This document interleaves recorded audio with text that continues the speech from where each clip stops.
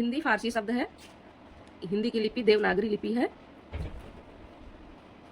जो बाएं से दाएं को लिखी जाती है।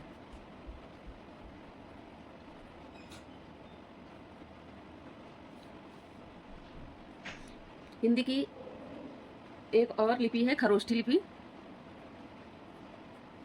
खरोष्ठी या इसे गांधारी लिपि भी कहते हैं। खरोष्ठी लिपि दाएं से बाएं लिखी जाती है।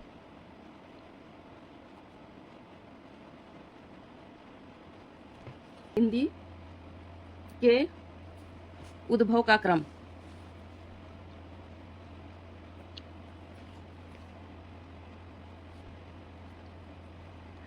हिंदी का सर्वप्रथम उद्भव संस्कृत से हुआ है, फिर संस्कृत से पाली में, पाली से प्राकृत में, फिर प्राकृत से अपभ्रंश हुआ है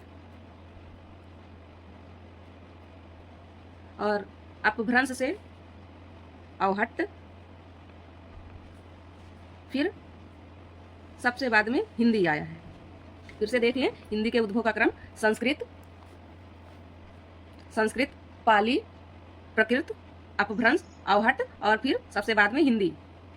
हिंदी की व्युत्पत्ति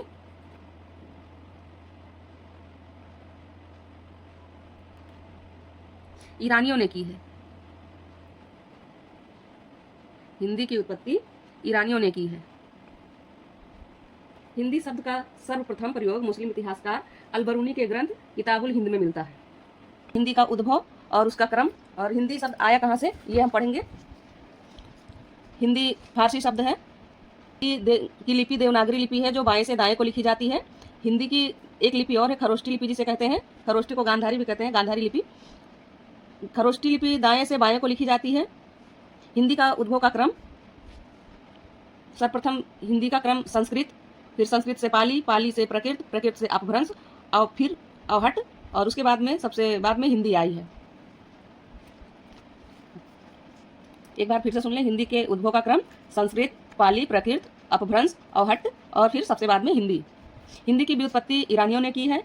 हिंदी शब्द का सर्वप्रथम प्रयोग मुस्लिम इतिहासकार अल-बरूनी के ग्रंथ किताबुल हिंद में मिलता है। हिंदी दिवस 14 सितंबर को मनाया जाता है। विश्व हिंदी दिवस 10 जनवरी को मनाया जाता है। अंतर्राष्ट्रीय मातृभाषा दिवस 21 फरवरी को मनाया जाता है। भारतीय संविधान में हिंदी को मान्यता 14 सितंबर 1949 को मिला।